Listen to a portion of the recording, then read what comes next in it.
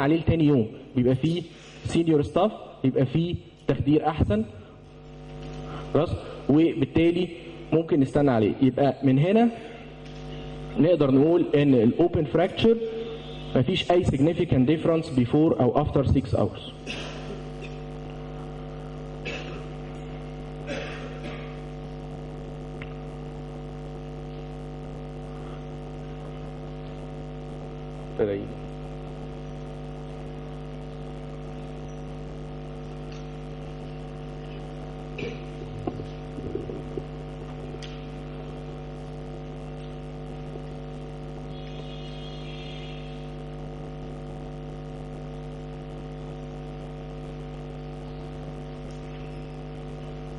اوكي. يبقى تاني there is no significant difference before and after 6 hours. طيب do we even need to do operative debridement؟ يعني هل كل عيان عنده open fracture لازم نعمل له debridement ولا لا؟ في study اتعملت no significant اسمها عملها اوركيد no significant difference، بس ده type 1 and type 2 open fractures. less infection in non-operative group و less delayed union في non-operative group. يانج إيتال قال إن في type 1 open fractures treated with irrigation and debridement لقى إن في no significant. برضه ستيل السؤال هل إن إحنا محتاجين نعمل debridement اللو جريد open fractures ولا لأ؟ through operative زي ما إحنا قلنا من شوية، أنا ما أقدرش إن أنا أعتمد على البصة الأولانية اللي في الاستقبال وأحدد الكلاسيفيكيشن بتاع الفراكشر ده وأقول إن ده لو جريد. محتاج إن أنا أدخله في العمليات وأبص كويس دون type 2 type 3 according to soft tissue injury according to bone comminution not just size of the wound. وبالتالي يبقى لازم ان انا احتاج ادخل العمليات ده في الاوبريتنج، ادخل العيان ده في الاوبريتنج ثياتر واعمل له debridement. Through operative debridement is a standard of care for all open fractures. Operative debridement is a standard of care. طيب بالنسبه لي الستيجز اوف سيرجيكال تريتمنت، احنا قلنا بقى بعد كده هنعمل العيان ده irrigation وديبرايدمنت. الاريجيشن ان انا بغسل الجرح، بغسله بايه؟ بغسله بلارج فوليوم اوف وورم ايزوتونيك سوليوشن، مقصود بيه سلاين يعني، اند بالسد لافاج. هل يعني بديله بالساتايل، والمينيمم بتاعي 6 لتر. الديبرايدمنت بقى هو عباره عن ان انا بعمل ديبرايدمنت للجرح ده، بنظف الجرح ده. هل بنظف الجرح بس؟ بنظف الجرح ونظف البون، يبقى سوفت تيشو ديبرايدمنت وبون ديبرايدمنت. السوفت تيشو ديبرايدمنت بيبقى دان ان لايرز. اول حاجه السكين ايجز، بشيل اي حته من طرف الجرح دون، لو شايف ان حته نيكروتيك ولا حاجه بشيلها بالمشرط. الحاجه الثانيه بنظف السبكوتينيوس تيشو سواء الفاشيا والفاي. الديد ماسلز بعمل لها ريموفل، ومقصود عشان اعمل اكزامينيشن للماسل دي بدور على 4 سيز: الكونتراكتيليتي بتاعت الماسل اشوفها كونتراكتايل ولا لا، كاباسيتي تو بليد يعني بعورها بالمشرط كده واشوف بتجيب دم ولا لا، والكالر بتاعها تبقى لونها برايت، والكونسيستنسي ما تبقاش ناشفه. البون ديبرايدمنت بشيل اي افاسكولار كونتامينيتد فراجمنت عشان ما تبقاش بعد كده بون سيكوسترم وتعمل لي اوستيومايلايتس. بروتكت سوفت تيشو اتاتشمنت، لازم يبقى العظمه اللي انا موجوده عندي تبقى ماسك فيها سوفت تيشو، ما تبقاش سايبه. اي عظمه سايبه كده هو ممكن انها بعد كده تبقى سيكوسترم.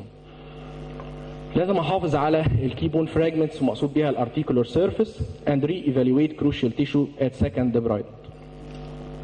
طيب هل نقفل الجرح ولا لا بعد ما نعمل الديبرايدمنت؟ open wound should be left open، علشان احنا لو قفلنا ممكن نقفل على اني روبس، بالذات العيانين اللي جايين من الفارمز، ودون ممكن يعمل جاز جانجرين بالكوليستريديوم. contra indications to primary closure لو في inadequate debridement, gross contamination, farm related or freshwater immersion injuries, delayed in treatment more than 12 hours, delay in giving antibiotics, we compromise the host or tissue viability. طيب بالنسبه للفراكشر ستابيليتي، فراكشر ستابيلايزيشن، يبقى احنا كده عملنا ديبرايدمنت وعملنا irrigation، محتاجين ان احنا بعد كده نثبت الكسر. الايم بتاعنا ان احنا عشان نقلل من الانفكشن، عشان يبقى فيه better soft tissue healing, pain control and easy nursing care. طيب التشويس بتاع اثبت بايه ده بيتوقف على السيرجن اكسبيرينس، على الفراكشر سايت، على الفراكشر تايب، على السوفت تيشو انجري.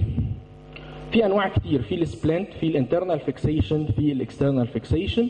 السبلنت is a good option if operative fixation not required. الانترنال فيكسيشن لازم يبقى الوند كلين وبيبقى mainly في الفور ارم، والاكسترنال فيكسيشن is the main management in open fracture. بالنسبة للجاستيلو تايب 1 injury can be treated at the same way as closed fracture. جاستيلو تايب 2 and 3 usually بتبقى displaced and unstable. مهم هنا ان انا اعمل restoration لللينث، للالاينمنت، للروتيشن and provide stability. كل دون بيقلل بيدي ideal environment for soft tissue healing، بيقلل من الوند infection، بيقلل الديد سبيس and hematoma volume. طيب بالنسبه للانترميدالري فيكسيشن بستخدمها امتى؟ انا بستخدم الانترلوكينج نيل او الانترميدالري فيكسيشن في الحاجات اللي فيها دايافيزيال فراكتشرز. خلاص. طيب الجاستيلو تايب 1 و 2 و 3 a ممكن استخدم فيهم الانترميدالري فيكسيشن. هل هو ريمد ولا نون ريمد؟ ما يفرقش قوي. there is no difference in outcome and risk factors. هل يعني محتاج ان انا احط ريمد نيل ولا نون ريمد نيل؟ طيب when to use the plates. استخدم البليتس لو في open diaphyseal fractures of the arm and forearm. Open diaphyseal fractures in the lower extremities can't be used. Not recommended in diaphyseal fractures of the lower extremities. Also used in the periarticular fractures.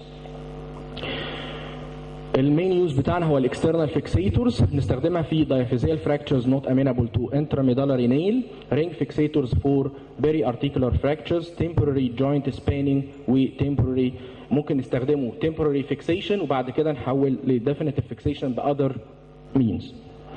الادفانتجز بتاعتها ان هي easy و quick relative stable fixation no further damage done. disadvantage عيب الاكسترنال فيكسيتورز ممكن يحصل معاها بين تراك انفكشن مع الالاينمنت delayed union. الدريسنج في كذا طريقه للدريسنج، ممكن بغير بحاجات مويست، ممكن wet to dry dressing، semi permeable membranes، antibiotic beads والفاك. الفاك ده is a vacuum closing system للوند، ده بيقدر يعمل adsorption للإديمة عشان يقلل من الكونتامينيشن ويقلل من الانفكشن. وفي بيولوجيكال دريسنج سيمي بيرميبل فيلمز. بعد كده بندخل عيان مره ثانيه نعمل سكند ديبرايدمنت، ريبيتد ديبرايدمنت بعد 48 ل 72 ساعه ونديله انتي بايوتكس لمده 48 ساعه كمان.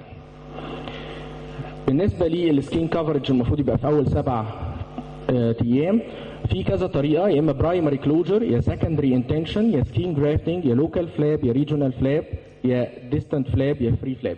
تايب 1 بنعمل برايمري كلوجر، وتايب 2 and 3A secondary intention، وتايب 3B هو اللي بنستخدم فيه الفلابس.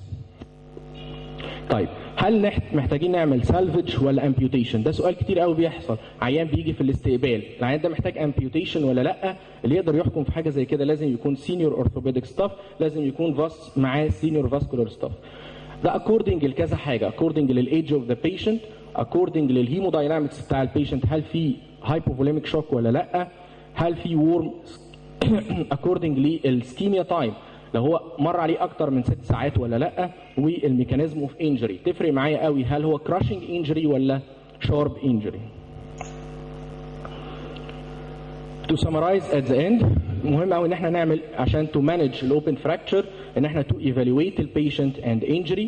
بنعمل initial debridement، soft tissue management، fracture stabilization، early soft tissue closure and coverage، bone and soft tissue reconstruction, and the end is rehabilitation. Thank you.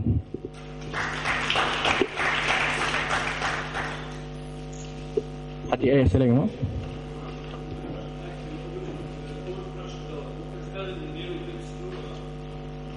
احنا قلنا دلوقتي بالنسبه للنيلز ممكن لحد جاستيلو تايب 3A ممكن احنا نستخدم النيلز سواء ريمد او نون ريمد، اوكي؟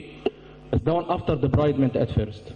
بالنسبه للبليتس احنا قلنا كونترا انديكيتد ان اوبن فراكشر ان ذا لور ليمب، لكنها ممكن استخدمها في الاوبن فراكشرز اللو جريد اوبن فراكشرز في الابر ليمب، في الارم او الفور ارم. وممكن استخدمها في الكسور برضو البيري ارتيكولر، بس لازم يكون لو جريد اوبن فراكشر، يعني تايب 1 او تايب 2. عندي اي سؤال تاني؟ اتفضل.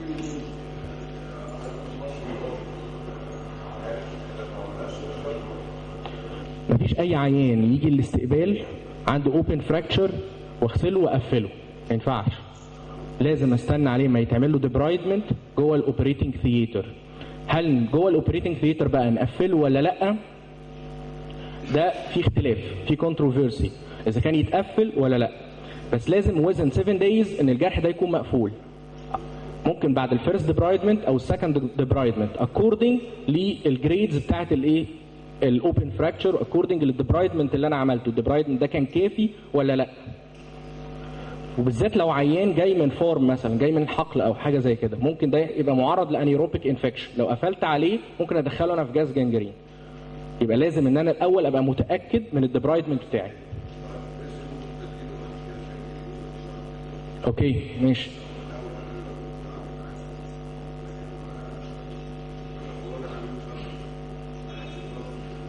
ما ينفعش ان انا اقفل العيان اوبن فراكشر في الاستقبال. لازم ان انا استنى عليه لما يخش الاوبريتنج ثياتر واعمل له جود ديبرايدمنت. ما ينفعش اي عيان اوبن فراكشر اقفله في الاستقبال. اتفضل.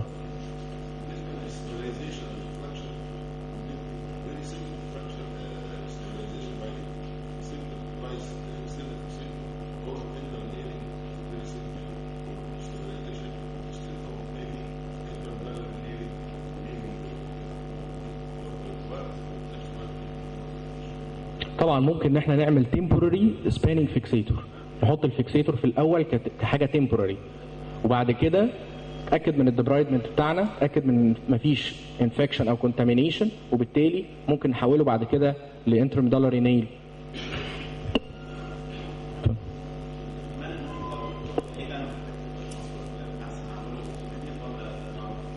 لازم يبقى في جود ديبرايدمنت ات فيرست.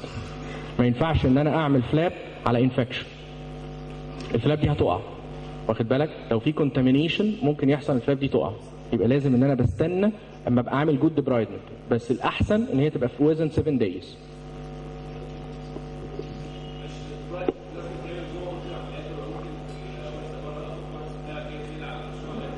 لا لازم جوه اوضه العمليات.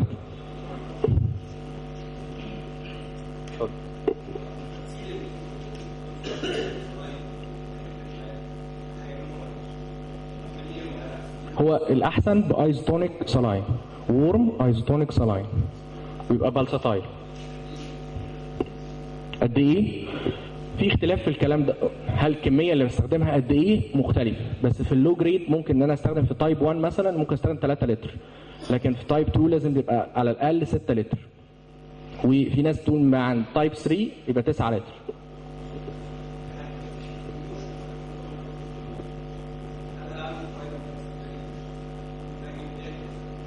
قال ايه معلش؟